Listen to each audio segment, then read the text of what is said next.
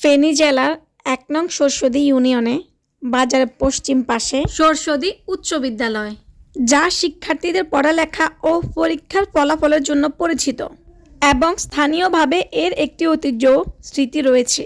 এই স্কুলটি ১৯৬৪ সালে স্থাপিত হয়। তখন থেকে এটা শুধু জ্ঞানের আলো ছড়াচ্ছে। সরস্বতী উচ্চ বিদ্যালয় এটা একটা আবেগ, এটা একটা ভালোবাসা, যেখানে আছে হাজার হাজার স্টুডেন্টের অজস্র স্মৃতি। এই বিদ্যালয়ে যে শুধু সরস্বতীর সন্তানরাই পড়াশোনা করে তেমনটা, অনেক দূর দূরান্ত থেকেও অনেক ছাত্রছাত্রী আসে এখানে ভর্তি হতে, ভালো পড়াশোনা করার জন্য। এই বিদ্যালয় যুগ যুগ ধরে সমানভাবে অসংখ্য আলোকিত মানুষ তৈরি করে আসছে। এই বিদ্যালয়ে পড়াশোনা করে অসংখ্য ছাত্রছাত্রীরা আজ দেশের বিভিন্ন স্থানে প্রতিষ্ঠিত। এই বিদ্যালয়ের অনেক ছাত্রছাত্রী এমপি, মন্ত্রী, ডাক্তার, ইঞ্জিনিয়ার, শিক্ষক, অ্যাডভোকেট। এই বিদ্যালয়টি 2 ভাগে বিভক্ত।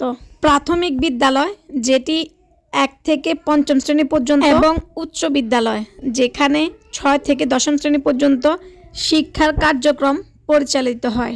এই সরস্বতী উচ্চ বিদ্যালয়ে কিন্তু বেশ কয়েকটি ভবন আছে, যার মধ্যে খোরশেদ আলম ভূঁইয়া একাডেমি ভবন উল্লেখযোগ্য। এই বিদ্যালয়ে আবাসিক অনাবাসিক দুটোরই কিন্তু ব্যবস্থা আছে। এই স্কুলটার এত বড় মাঠ, যখনই আসবেন তখনই দেখবেন যে অনেক অনেক ভাইয়ারা খেলাধুলা করছে, কেউ ক্রিকেট খেলছে, কেউ ফুটবল খেলছে। আমার মনে হয় সরস্বতীর ভাইরা খুব কমই আছে যে এই মাঠে খেলাধুলা করে নাই। আজকে যেহেতু ছুটির দিন, জানালার ফাঁক দিয়ে একটু ভিডিও ক্লাসরুমে নিয়ে নিলাম। আমার কথায় অনেক ভুলভ্রান্তি থাকতে পারে, অবশ্যই সবাই ক্ষমা দৃষ্টিতে দেখবেন। সবাই ভালো থাকবেন। আল্লাহ হাফেজ।